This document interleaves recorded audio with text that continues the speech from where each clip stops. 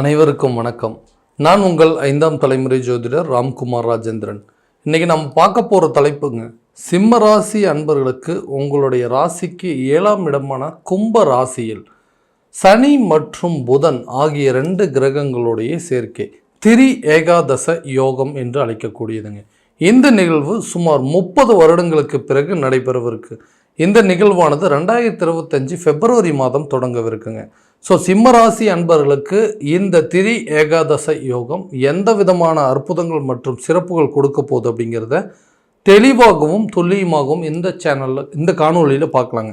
நம்ம சேனலை first time பார்க்குறோன்னா அந்த சப்ஸ்கிரைப் பண்ணிக்கோங்க, பெல் பட்டனை கிளிக் பண்ணி ஆல் அப்படிங்கிற ஆப்ஷன் கொடுத்துக்கோங்க.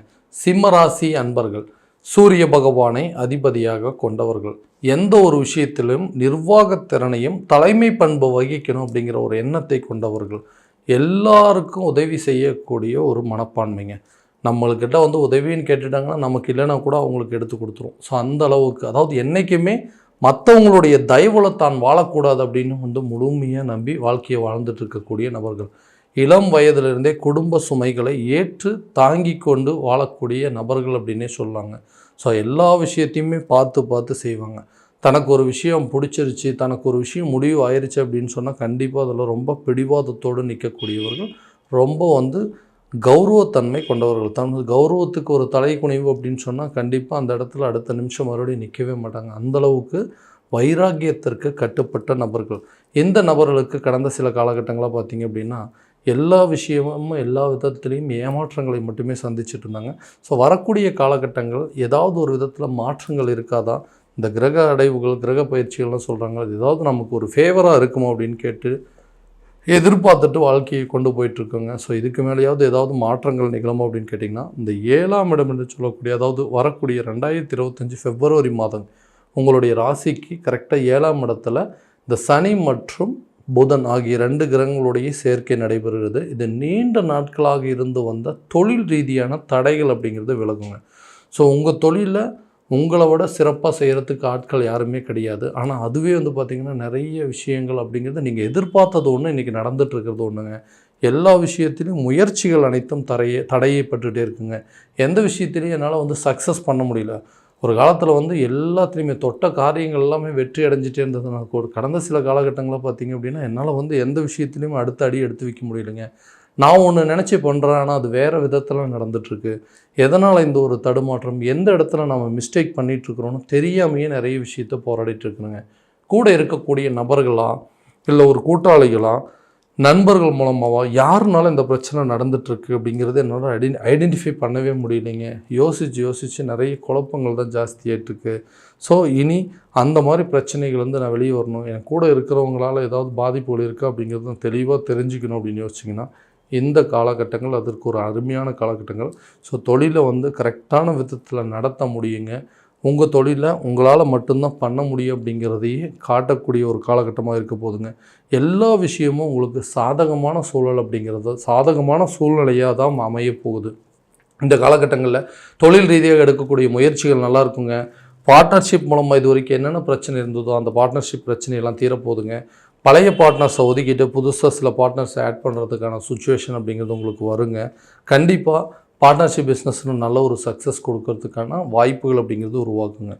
அடுத்ததாக இந்த வேலை ரீதியாக இருக்கக்கூடிய முயற்சிகள், வேலை ஒரு இடத்துல என்னால் நிலையாக இருக்க முடியல, ஏன்னா எங்கே போனாலும் ஹார்ட் ஒர்க் பண்ணுவோங்க, எனக்கு என்னை நம்பி எவ்வளோ பெரிய பொறுப்பு வேணாலும் ஒப்படைக்கலான்னு சொல்லுவாங்க. ஆனால் இப்போ கொஞ்ச நாளில் பார்த்தீங்கன்னா ஒரு விஷயத்தை என்கிட்ட கொடுக்கறதுக்கு ரொம்ப தயங்குறாங்க. என்னுடைய தகுதியா இல்லை என்னுடைய அந்த தடுமாற்றமா எது என்னை இந்த அளவுக்கு கொண்டு போகுது. ஏன்னா எல்லா விஷயத்தையும் நல்லா பண்ணிகிட்டு இருந்தேன், நான் இருந்த லெவலுக்கெல்லாம் இன்றைக்கி நான் இருக்கக்கூடிய ரேஞ்சே வேறங்க. நான் எவ்வளோ கஷ்டத்தில் எல்லாத்தையும் எடுத்து பண்ணிகிட்ருக்கேன், இன்றைக்கி இந்த மாதிரி ஒரு சூழ்நிலையில் மாட்டிட்டேன் அப்படின்னு யோசிக்கிறவங்க, வேலை நான் ஒரு காலத்தில் நல்ல ஒரு ஜாப் நல்ல ஒரு பொசிஷனில் இருந்தேங்க, திடீர்னு இன்றைக்கி எல்லாமே தலைகீழ தான் மாறிடுச்சு, ஒன்றுமே இல்லாமல் இன்றைக்கி ஜீரோவில் இருக்கேன், கரெக்டாக ஒரு வேலையும் கிடைக்கலன்னு யோசிச்சுட்டு இருக்கிறவங்களுக்கு இந்த நேரத்தில் தொழில் ரீதியாகவும் சரி இந்த வேலை ரீதியாக சில முயற்சிகள் நல்ல பலன் கொடுக்கும். புதிய வேலை வாய்ப்பு உங்களை தேடி வருங்க. அந்த வேலை செஞ்சிட்ருக்கிற இடத்துல உங்களுக்குன்னு சில பொறுப்புகளை கொடுக்கக்கூடிய வாய்ப்பாக இருக்க போதுங்க. எந்த விஷயத்தை உங்கள்கிட்ட கொடுக்காம டிலே பண்ணிகிட்டு இருந்தாங்களோ அதெல்லாம் அந்த பொறுப்புகள், அந்த பதவிகள், அந்த பணிகள் அப்படிங்கிறதுலாம் உங்களை தேடி வருங்க. உங்களால் தான் இந்த வேலை முடியுங்க, மற்ற யாராலையும் முடியாது அப்படின்னு சொல்லக்கூடிய வாய்ப்புகள். இது வரைக்கும் உங்கள்கிட்ட ரெக்வஸ்ட் பண்ணிட்டு இருந்தவங்கலாம் திடீர்னு ஆர்டர் போட ஆரம்பிச்சிட்டாங்க. அந்த நிலை அப்படிங்கிறது மாறுங்க. அதே ரெக்வஸ்ட் அப்படிங்கிறது உங்கள்கிட்ட வருங்க. நீங்கள் உங்களுடைய துறையில் சாதித்து காட்டக்கூடிய ஒரு யோக காலமாக இருக்க போதுங்க. இந்த டெய்லி அதாவது தினசரி சம்பளம் வாங்கக்கூடியவங்களுக்கு அவங்களுடைய சம்பளம் அப்படிங்கிறது கண்டிப்பாக அதிகரிக்குங்க. தொழிலில் நிறைய சாதகமான சூழ்நிலை, வேலை செய்கிற இடத்துல நிறைய புதுசாக ஒரு ஆப்பர்ச்சுனிட்டி அப்படிங்கிறது அமையும். நிறைய பொறுப்புகள், ரெஸ்பான்சிபிலிட்டி உங்களை தேடி வருங்க. பதவி உயர்வும் சம்பள உயர்வும் உங்களை தேடி வரக்கூடிய ஒரு காலகட்டமாக இருக்க போதுங்க. நண்பர்கள்கிட்ட இருந்து வந்த பிரச்சனைகள் அப்படிங்கிறது தீருங்க. அதாவது பிரிந்து போன நண்பர்கள்லாம் உங்களை சேரக்கூடிய ஒரு காலகட்டம். விலகி சென்றவர்கள் விரும்பி சேருவாங்கன்னு சொல்லுவாங்க. அந்த மாதிரி ஒரு பழமொழிகள் கட்டாயமாக உங்களுக்கு அது எல்லாமே நடக்கக்கூடியது. யாரெல்லாம் உங்களை வேண்டாம், யாரெல்லாம் உங்களை விலகி போனாங்களோ அவங்களே உங்கள் சூழ்நிலையை, அதாவது அவங்களே உங்களை தேடி சேரக்கூடிய ஒரு காலகட்டமாக இருக்க போது. கணவன் மனைவிக்கிடையே இருக்கக்கூடிய பிரச்சனைகள் அப்படிங்கிறது கண்டிப்பாக தீரும். அவங்களுடைய தேவைகள் என்ன, அவங்களுடைய எதிர்பார்ப்புகள் என்ன அப்படின்னு சொல்லி அந்த தேவைகளையும் எதிர்பார்ப்புகளையும் அறிந்து அந்த தேவைகளை பூர்த்தி செய்யக்கூடிய ஒரு காலகட்டமாக இருக்க போதுங்க. கணவன் மனைவி பிள்ளைகளுக்கிடையே நல்ல ஒரு அந்யோன்யம் ஏற்படுங்க.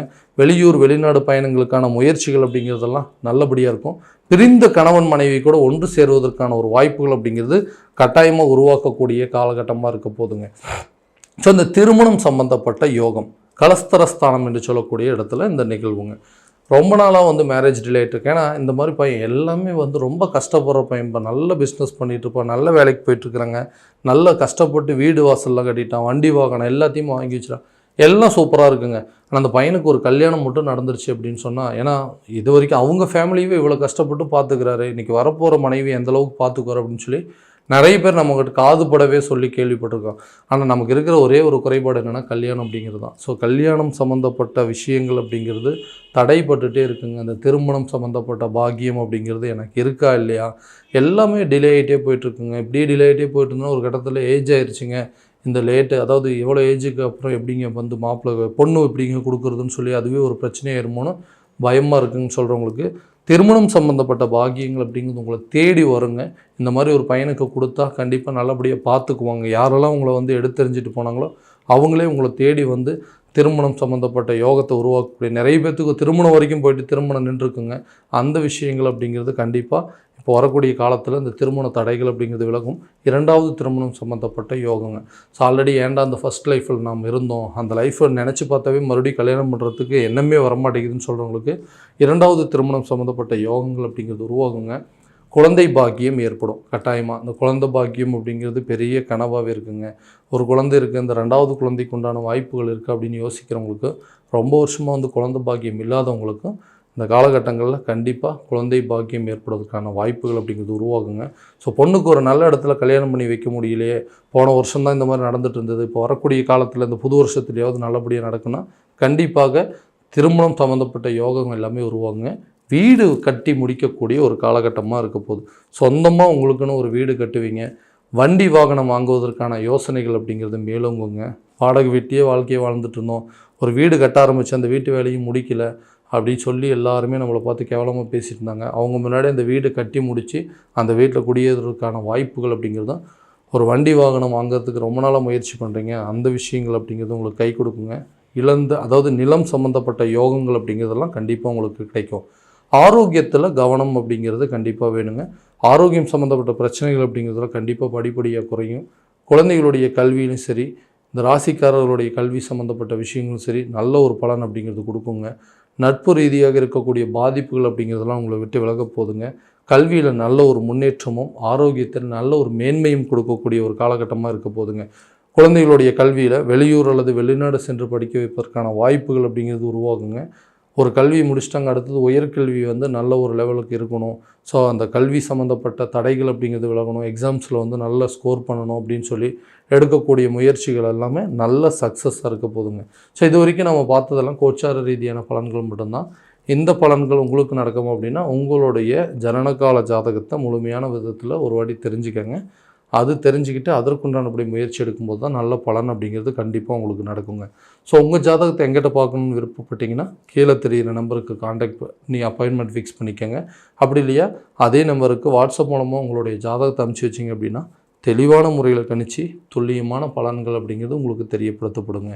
மீண்டும் அடுத்த காணொளியில் உங்களை சந்திக்கும் வரை உங்களிடமிருந்து விடைபெறுவது உங்கள் ராம்குமார் ராஜேந்திரன். நன்றி.